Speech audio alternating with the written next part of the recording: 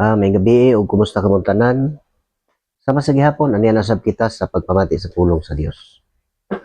Ako manghinaot nga naamo kanunay sa maayo nga kahimtang uban sa tibuok pamilya o madasigon kayo nga mamati sa pulong sa Dios ubin magabasa sa kasulatan o kinahanglan ang atong pagtuo matinud-anon og lig-on nga pagtuo. Mo nang atong gikinahanglan. Nasayod na ta nga ang atong pagtuo mo ay makaluwas. Pinagi sa pagtuo, madawat nato ang saad sa Dios. Ang tanan nga gisaad madawat gina. Una kanang matarongon pinagi sa pagtuo. Kana basta ang Dios musulti dili gina siya mapakyas. Mo na ako manghinaot nga kabutanan nga makabati ani i-share niyo ngadto sa inyohang mga kaila, parente, igsuon, ginikanan, kutob sa inyong nailhan. Ang katuyuan ani aron pud sila masayod. Kay mao ni buot sa Dios nga ang tanang tao masayod sa kamatuoran. Kay sa pagbuhat mo na mag-share lang ka ngadto sila dako na kay nag-ikatabang sa pagsangyaw aning kamatuoran, pagsangyaw sa maayong balita. O makabati po sila, mo nagingon ang iya sa Dios mamati sa pulong sa Dios. Kung iya sa Dios mamati na sila mosunod. Sama sa gingon ni Kristo nga ako adunay mga karniro o makabati siya sa akong tingog, mosunod sila kanako o mahimo na lang usa ka panon o usa ka magbalantay.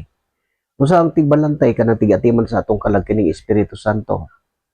Nga ato ang pinaagi sa atong pagtuo, magpuyo ang Espiritu Santo sa katawhan sa tanang magtutuo. Mao na natinguhaon nato na siya. Pamati, basa ug tuman. Mao ni atong importante nga gikinahanglan kay mao gina ang gitudlo sa kasulatan.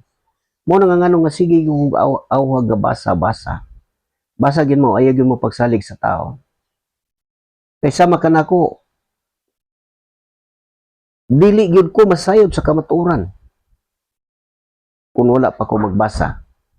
Ug ang gikinahanglan hingpit nga pagtuo matinud-anon. Pangayoon sa Dios, kung nakulangan og kaalam, pangayoon sa Dios. Kay mao man ang gitudlo ni nga mga pamaagi kung ang tao makulangan sa kaalam, papangayoon siya sa Dios. Pero kinahanglan ang pagpangayo nga wala gyud pagduha-duha. Kaya ang nagduha-duha sama sa balod, nga bisan asa mo adto kun huypon sa hangin. Mo na nga ang tao nga sama ana, dili gyud makapaabot sa iyang makadawat sa iyang pangayoon kay maduha-duhaon man siya walay tumong sa tanan niyang pagabuhaton. Mo na so dunay kalainan nga gikinahanglan gyud nga makaton dito sa hingpit, matinud-anong pagtuo, ligom matinud-anong kasing-kasing og lig-on nga pagtuo. Mao na nga atong gikinahanglan. Og ang atong pagkinabuhi aning kalibutan na limitado na lang tagpila lang katuig ang atong edad. Unya labi na gyud kanang gisaad nga naghingabot na ang mga kapanahunan. Mao na nga gikinahanglan gyud nga makapangandam ta. Kay kung dili ta makapangandam, kung saon man nato pag-atubang sa Dios. Mao na nga ang nahitabo tanan sama sa hitabo sa unang panahon, sa lunop ug sa Sodoma. Unya wala to'y mga pasidaan, pero sa kining atong panahon karon, dunay mga pasidaan, dunay mga ilhanan nga gipakita dire aron ang tao mutuo.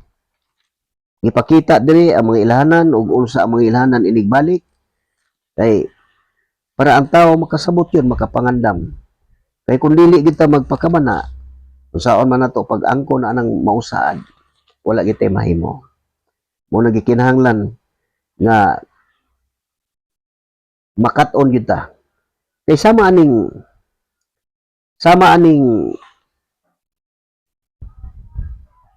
mga sumbingay sa kumbira.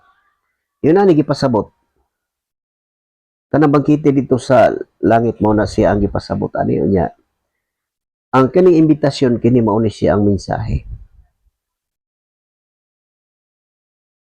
Mo na nga dunay dili mo dawat kay busy sa panginabuhi mo nang dili makaadto. Mo ni hinungdan nga ngano nga ang tao kung ang atong pangandoy lang aning kalibutan na maulan ni ang mga material nga butang aning kalibutan na dihara mapokus ang atong hunahuna. Mo na nga dili matagad ang kanang sama aning mensahe, ang mga gitanyag sa Dios, ang gisaad sa Dios nga walay katapusan, gingharian nga maghari ang katarong sa wala nay katapusan. Dili matagad sa tao ang labi pang importante kay sa atong pagkinabuhi ng kalibutan na bukod yun ta sa bandi sa paningkamot inana. Pero yung dumi, dili na to na madali ini kamatay niya. Moabot ang panahon nga kana mawadaan gina siya og bili. Kunya, pag abot sa panahon sa pagbalik sa Ginoo, ang ato ang natigom nga bahandi dili gina nato magamit paingon dito sa kaluwasan, dili gina nato magamit. Muna magtigom tag bahandi alang dito sa langit. Kay sumala sa kasulatan, ang bahandi ni kalibutan na kutkuton sa anay o kawaton sa mga kawatan. Pero nag-ingon ang Ginoo nga pagtigom hinuon kamo bahandi ito sa langit, diin walay kawatan nga makakawat o walay anay nga makakutkot. Muna siya ang pag-amping, pagdawat sa mensahe, muna siya ang atuang gikinahanglan. Muna susi gyud, basa gyud. Pag unsa imong mabasa, ayaw gyud pagduha-duha sa pagtuo, barugi gid ni ang nasulat. Kay mo ni ang atong paglaom. Kay kung ligo nang imong pagbarog sa kasulatan, wala gyud makadala nimo limbong, wala makalimbong nimo. Kay ang Espiritu Santo nga mag-amping siyang katawhan, wala gyud makalimbong. Kanang giingon nga ang anak sa Dios dili na magpakasala ang anak sa Dios. Kay manalipod man kaniya ang anak sa tao. Ug dili gid makahimog dautan kani ang yawa. Muna ang buhat sa yawa, maula na ang paglingla, paglimbong. Kasagaran mulimbong sa tao kini kwarta gid mao gini siya. Kay mao man siya sa ato ang kalibutan. Ug atong tan-awon murag mo'y Dios sa kalibutan. Kay makuha man nimo, mahimo man tanan ang gusto nimo. Pag naa kay kwarta, gusto kag unsay imong buhaton nga magamit ang kwarta, mabuhat tanan gusto nimo sa kalibutanon nga pagkinabuhi. Pero sa espirituhanon nga mga butang lahi. Ya dito lang ka makabaton og kalinaw. Kay ambahan ang pag hunahuna aning kalibutan na sama sa paghupot og bahandi, makahasol man na sa tao. Kaya ako naguna-una, inani lang.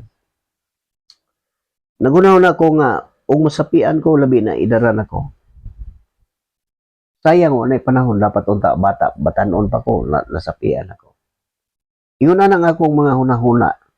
Niya pagkaw man makakatawa ko kay ingon ana man ang kinabuhi, kalibutanon nga mapanghunahuna. Pagbalik nimo din sa espirituhanon, dito dili gid ka dili na gyud nimo ikakambyo ang mga butang nga espirituhanon kaysa pagkinabuhi nga kalibutanon. Kay doon naman kay kasiguruhan. Kay kining bahandi aning kalibutan na, dili na ni sa kalibutan gigamit sa tao. Pero dili na magamit paingon sa gingharian sa Dios. O sa doon ay mga panglimbong sa mga mini nga mga magtutudlo nga pahatagon yun og kwarta nga to sila kay para sa Dios, para sa kimbuhaton mo na ilang ginahimo. Ingon ana ang gibuhaton niya. Sumasa atong nakita, bulgar kay ang sistema sa atong makita karon. Pero nung duman na to, sila nga nagwali sa maayong balita, wala sila maghunahuna og mga butang aning kalibutana. Ang ilang ginahuna, ang mga butang sa umaabot nga madawat gyud ang ganti sa pagkatinawag. Mao po na kita.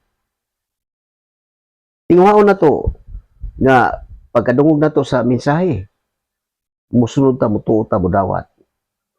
Kana usa na sa pag-ila nga usa sa mga tinawag sa Dios, makadungog sa mensahe mo na mamati na siya. Nya mamati hangtod nga nanay pagtuo, hangtod nga mutubo ang pagtuo, hangtod malig-on, ug mao na nga dili na gini siya matarog. Kay ang mga pangandoy mawala man na siya. Kay mahuna-huna man sa tao. Sama na ko. Una-una na ko. Mao na nakalibutanon og espirituhanon. Munang mahinumdom pangandoy sa kinabuhi ug unsay mga kalipay, mga unudnon, tanan nga makalipay sa kalibutan. Mao na inana kanon nagipangandoy sa tao. Nya mahinumdom ko sa nangagi sa akong kinabuhi pagkakaron maulaw na ko maghuna-huna. Pero ang Diyos sa mo inasayod ang tanan. Pero lang, ang Diyos naghatag yun og dako kayong kahigayon na nato. Muna gipasabot diha nga, bisan unsa ka pula ang imong sala, papution sama sa balhibo sa nibe. Hinluan ta sa Diyos. Kung muhinlo na to, kining pulong sa Diyos. Kung ato ni dawaton, papuyo na to ni sa atong kasing-kasing, hinlo tanan ang naa sa imong hunahuna. Kay dili naman kalibutanon ang magmando nimo kun dili espirituhanon. Mo nang bisan asa ka maglakaw imong hunahuna, linaw kayo. Walay lain nga handom nga dili unta ko mabuwag sa presensya sa Ginoo. Inana ra kanunay ang handom. Nya kung makahupot na ka sa kamatuoran, mo na tagamtaman nimo ang kalinaw sa kinabuhi. Kalinaw nga dili sama sa kalibutanon. Nga ang hunahuna sa tao kung bandianon ka kalinaw na sa una-una dili na siya, dili ginamahimo. Kung kalibutanon ka, usa gani ka ng kwarta, usa ka ng pagpangapatigayon nga pangandoy sa kwan. Mahimo nga dili makatulog ang tao na tungod sa sige gunahuna sa mga patigayon. Sige gunahuna sa mga butang ug asa siya makakwarta. Mao na gipadayag man din sa kasulatan. Niya mao na nga diri sa kalibutan madala og suborno ang tao. Katong mga tao nga naa sa mga pangatungdanan naghupot og mga tag-as og katungdanan. Ang suborno grabe na mudaot sa isip sa tao. Gipadayag man na sa kasulatan. Pero ang mga Kristohanon kung moabot siguro ng suborno ambot lang kaha. Pero bisag usaon ako hunahuna. Lumalabay raman aning kalibutan na. Muna nga ang mahunahuna gid nato nga kita mga Kristohanon kana gyung gisaad sa Dios bagong langit o bagong yuta diin magpuyo maghari ang katarong dito wala nay kasakit wala ni paghilak muna nga tinguhaon nato ni siya pag kabot nga makasulod taan ng maong gingharian nga giandam sa Dios. Hinumluman nato na dili gina nato makuha sa atong kaguli-kawalingong pangisip. Di gina nato na makuha. Gisulti ko gyud na tungod kay nakita man ako ang kamatuoran. Unya gibase nako sa akong pagkinabuhi kaniadto. Nga gusto ko nga magbag-o sa akong kinabuhi kanang isip lang ako nga gusto ko. Una-una magbag-o nako. Maglikay nako inana. Pero dili gid ta makahimo sa atong kaugalingon. Kung moduol ka sa Dios, mohangyo ka nga bag-uha kung kinabuhi. Diha sigurado. Ingon ana nga akong kinabuhi nga natagamtaman ako og human sa pagdawat nako sa kamatuoran nga naghangyo ko sa Dios nga bag-ong dalan sa kinabuhi. Dito ko nakabaton ko og kalinaw sa kinabuhi. Hangtod nga nagtuo ko nga ang Dios gid mo'y nagigiya sa akong hunahuna nga makabasa ko ani. Kay sa ako nakita, dili ni makuha sa kalibutanon nga pangisip. Kay sumala sa mga propeta gikan sa sinugdanan, si Noe. Nakita sa Dios nga dautan kayo ang mga tao. Pag gikan pagbuhat sa tao, kay nakasulod man ang sala atong panahon ni Adan. Motong pag-abot na si Noe, daghan na kayong tao atong panahon na. Motong niingon ang Dios nagbasol siya nga gibuhat niyang tao gibutang sa kalibutan. Motong nakahukom siya nga laglagon niya. Pero tungod sa gahom sa Dios, mo na nakita niya usa ka tawo si Noe nga nakita niya atong panahon nga matarong. Motong gisugo si Noe pabuhat og arka. Gibuhat. Ang tanang nga gisugo sa Dios iyang gibuhat. Ang gisulti sa Dios tanan tinuod. Pumoto pag-abot sa lunok. Gibanlas tanan ang mga tao ang nabuhi 8 lang. 3 ka anak ni Noe o ang matag asawa nila. Si Noe ug ang iyang asawa. Mo nga 8 sila ka tawo ang naluwas sa lunok. Human adto. Bag-o ng kaliwatan diha nata ni Noe. Mo nakita karon. Niya hangtod nagdagan ang kapanahonan, nagdagan hangtod nga gitawag si Abraham. Hangtod nanganak siya og 2 ka anak si Isaac ug si Jacob. Hangtod nanganak ni daghan si ang ilang mga anak si Jacob.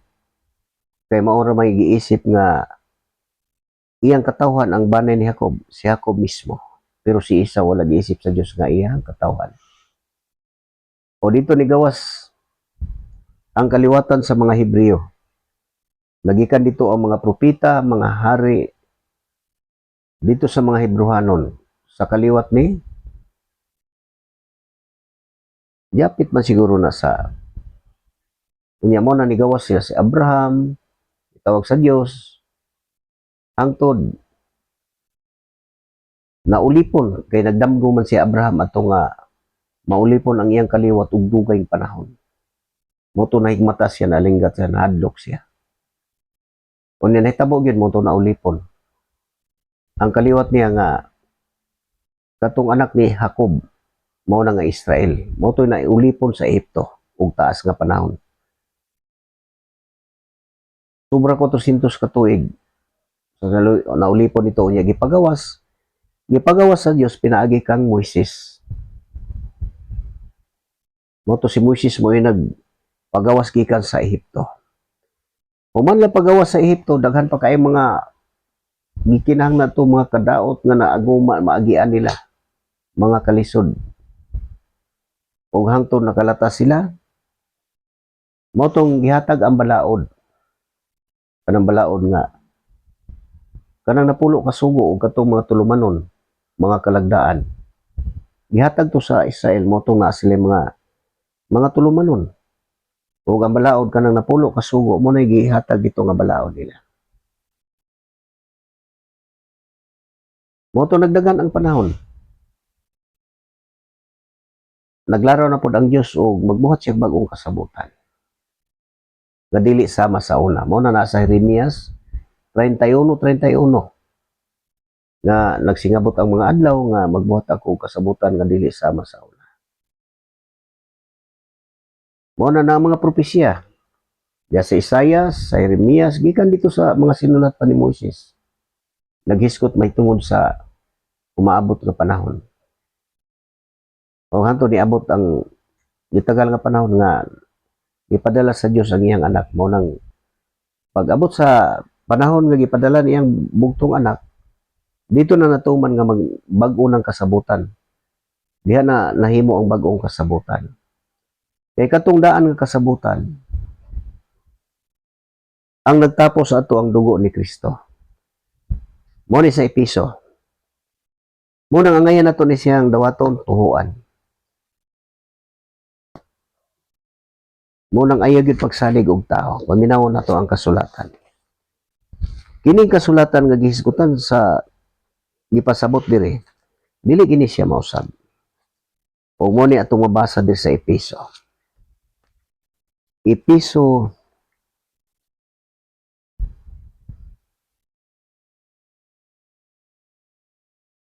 Episo 2:11. Mo ni gipasabot. Mo ni. Paminawag maayo kita nasayod ta nga dili ta Israelita. Usa ta sa mga hintil. Pero siguro tungod sa kadugayon sa panahon nga nag-abot kay ang mga tao nagkangadtunganhin, nagka-mix na. Nagkasagol-sagol na murag dili na nato makita kanang mga dugua. Pero mahimo man to ang ilang lugar naa gyapon ang mga tao dito nga katong ilang mga kaliwatan pero naanay daghan nga sagol dito. Kaingon ana man ang mga tao, mulangyaw dito, mulangyaw diri magsugat-sugat. Mao ni ang atong kapanahonan nga kanang ingon nga may magdagan paingon dito magsugat ang mga sakyanan. Mao ni siya ang kasabot, mao ni siya ang katumanan sa kapanahonan nga sa mga propesya. O mao ni gipasabot paminawag maayo kining akong basahon mao gini ang tinuod. Mao ni atong mabasa. Episo 2:11. Hinumdumi nga kaniadto kamong mga dili Hudiyo makasasala nga matud pa sa mga Hudiyo dili tinuli. Kay sila gud nga mga Hudiyo nag-ingon man nga sila tinuli nga sa ato pagituli sa tao. Mao ni kaning pagkatinuli. Mao ni timaan sa kasabutan sa Dios ug ni Abraham. Mao ingon ang Dios, agig timaan sa atong kasabutan nga way katapusan. Kinahanglan ang tanang kalalakinan magpatuli hasta si Abraham magpatuli. Mao ni nga ngano giskutan ni. Wala tay labot dili ta mga tinuod sa adtong mga panahon. Nga sa ato pagituli sa tao. Kaniadto nahimulag kamo kang Kristo kay mga langyaw man kamo o dili sakop sa katawhan nga pinili sa Dios. Ang atong gikinahanglan ani pagtuo. Basta nasulat, gikinahanglan ang pagtuo. Kay ang imo pagtuo nga minaw ka, nag-abri sa imo salabutan nga makasabot kani. Muna, kay dili man kamo sakop sa katawhan nga pinili sa Dios. Wala kamoy bahin sa mga kasabutan nga pinasikad sa mga saad sa Dios ngadto sa iyang katawhan. Kita walay bahin. Nagkinabuhi kamo niining kalibutan nga walay paglaom o walay Dios. Mutuo ba kaani? Ini mao ni ang kamatuoran. Apan karon nahiusa na kamo kang Kristo Jesus. Kamo nga kaniadto layo sa Dios, karon nahiduol na pinaagi sa iyang dugo, pinaagi sa dugo ni Kristo. Mao ni pasabot re. Kay si Kristo gayud mao ang atong pakigdait. Gihimo niya ang mga Hudiyo ug ang mga dili Hudiyo nga usa lamang kakatawhan. Pinaagi sa iyang kamatayon, giguba niya ang paril sa panagbingkil nga nagulang kanila. Kung sa may paril ang sa hinungdan sa bingkil, kanang balaod. Kini mo na siya. Ang paril nga mo hinungdan sa panagbingkil. Sa 15. Gihimo niya walay bili ang balaod sa mga Hudiyo. Lakip ang mga kasuguan o mga kalagdaan ini. Aron gikan sa duha ka kaliwatan, mahimo ang usa ka bag-ong katawhan o sa ingon makabot ang pakigdait. Di man wa gihimo way bili ang balaod.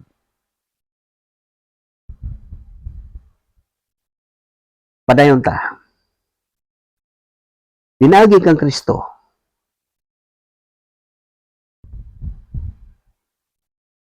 Pinaagi sa iyang kamatayon sa krus, gihiusa kita na diha sa usa ka lawas ug ipasig uli ngadto sa Dios ug sa ingon sa ingon ni anak gitapos niya ang pagginom-tanay. Moto nagbingkil, giguba ni ang paril, katong paril sa balaod nga moto hinungdan nga bingkil. Kay dili magid sila magkaduol ato kay giingon man nga dili pud makikisandurot ang mga gidid-an sa Dios nga makikisandurot sa mga hintil. Kay matakdan magud sa ilahang mga kanang ilang mga pareanang usa sa pagsimba og mga Dios-Dios kanang mga katang isip inana. Busa niyan si Kristo og gisangya ang maayong balita mao ni siya sa pakigdait alang sa tanan. Kaninyong mga dili Hudiyo nga kaniadto layo sa Dios o sa mga Hudiyo nga duol kaniya, pinaagi kang Kristo, kitang tanan Hudiyo ug dili Hudiyo makaduol sa man diha sa usa ka espiritu. Tungod kay wa na gihimong way bili ang balaod. Atras ta diri sa Galacia. Mao ni ang mabasa nato sa Galacia. Galacia 3. Mao ni paminaw nato ni siya. Kung gikinahanglan nato ani ang pagtuo. Mao ni balaod ug saad. Dili ta magsugod sa Galacia